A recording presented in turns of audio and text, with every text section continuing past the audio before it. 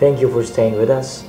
Now you move on the other role, no, of a family member, that is of the mother, a very important one, because motherhood is very, very essential indeed. If the father is the head of the family, the mother is the heart of the family. According to Pope Pius XII, he said that the mother is like the sun in the family that rise up and then shines in the family to give growth, to give life, to give color in the family life. So mothers are, in their role, give light and love and growth to the family. So as the heart, it pumps and gives life and strength to the family members. And I believe as a wife, this is a very good complementary support of the husband that really makes a person whole, in his endeavor and balance. And then for the children, this is now a formative side of the emotion and the way they cooperate, in terms of how to really love and respond to love, because women are the best responsive persons to love. They really respond totally. They are affectionate, in their nature, while man is passionate in their nature. They tend to give, and that's really the psychology and the nature of man, while the woman is the receiving and the knowing how to embrace everything. And then from that fullness, the woman also capable of pouring everything out to give herself to the whole family, for its service and love. I think this is very important. In the Blessed Virgin Mary, we see the perfection of this, being a wife and then being a mother to our Lord Jesus Christ. A very delicate task, indeed. So mothers, what have you observed in our times, John, that it's like what you have said about the fatherhood, that is very important for the presence. Now at this time, how about what you observe in the mothers of our times today? I mean, what are the compromised areas of motherhood? Well, it's quite a challenge actually, Father, because we are often, especially as a Salesian, very inclined to deal with young men, and they can speak to you. Yes, yes. I think something that is being sought for from mothers also is really that kind of nurturance. Also, like the father present, but they are very much present. But at the same time, there is the challenge. Sometimes young people, especially when their mothers, begin to nag. They tend to be, they become deaf to their mothers, no? And whatever expression of love or affection tends to be shunned away, is thrown out of the window, because all they remember is that their mother would nag them early in the morning, and if they come late in the evening, precisely because they want to avoid seeing their mother, and in the end they get nagged again at the end of the day. The same pattern in the morning. But I see also a lot of this independent working mothers, especially understanding the fact that many of our families are OFW, But there's another more difficult challenge now, is that if both parents are absent primarily because they're working for their children. Now that's a more difficult, but that's a bigger problem. But looking at it, that the problem is, what if even the mother is not in the family? That's so the modeling of Mama Mary is very important, because Mama Mary, even though she was wise, she was the seat of wisdom, and she could have worked also in an area where she could gain a good sort of livelihood, income. But then Our Lady did not, because the role of a mother was so important in terms of maintaining the house in its oneness, to really be connected, and then to usher formation that would really be up to date. Minuscule attention of the little details. It's very important that mothers have, and in their intuition they can even right away know what is really needed in that particular situation and circumstance in our day-to-day life in the family. That's why it's important that the mother should be present. That's ideal, no?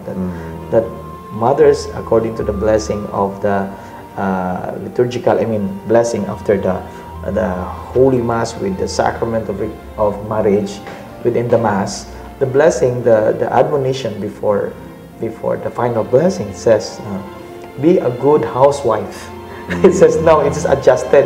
It's be a good wife, not anyone housewife. The subjected in the house, always the ideal housewife. Meaning, the idea is mothers and wives should always be supposedly in their home so that they can really manage as economists, because they are the best economists. They know where the budget should go, even for their husbands. They should know what the husband is spending for in his personal needs. Yes, everything, and for the children. Meaning, that's in the order of the economy in salvation, the same. In Mama Mary holds the graces, and God gave it all to her so that she could really distribute to the whole family, the church. And that's a very good example. Until now, it is operative. So the same thing in our families. So we need to really let the mothers administer this office of a mother that really corresponds greatly to the needs of human life, emotional, and then all the attention that is needed and the formation that is into women, and not only in the natural side, but women are to tend to the spiritual consideration as well. When they realize that their children are in difficulty, they have the heart to give the good example, to really sacrifice for them. And I think this is one of the things that almost spontaneously mothers react to situations like that. Meaning, mother can offer their lives for their children, even without second thought. I think, for example, in the life of our founder, Don Bosco, he has a close relationship with his mother, especially that his father died when he was just 1 year old, and he did not understand exactly what the tears of his mother meant when his father died. His mother would be his teacher. Even in his dream at 9, this dream at 9 of Don Bosco was to be his life project. This was God's vocation for him. In that dream, God showed him that at 9 years old. At 9 years old, that's good, huh? That you will be turning these young rowdy boys from being wolves to become lambs. But to do that, Jesus told Don Bosco, the little Johnny, that I will give you a teacher, and this teacher is the woman, our blessed mother. And she pointed out to Don Bosco his field of work. Later on, as a priest, starting out the oratory, the youth center, which he started in Valdoco, one of his first and most reliable collaborators was his own mother, the Venerable Margaret Oquiena Bosco. I really believe that this relationship, this tandem, the mother and son tandem, throughout the history of the church, from the beginning of our faith, even in the lives of Jesus and Mary, you will see that tandem is very, very meaningful, very effective.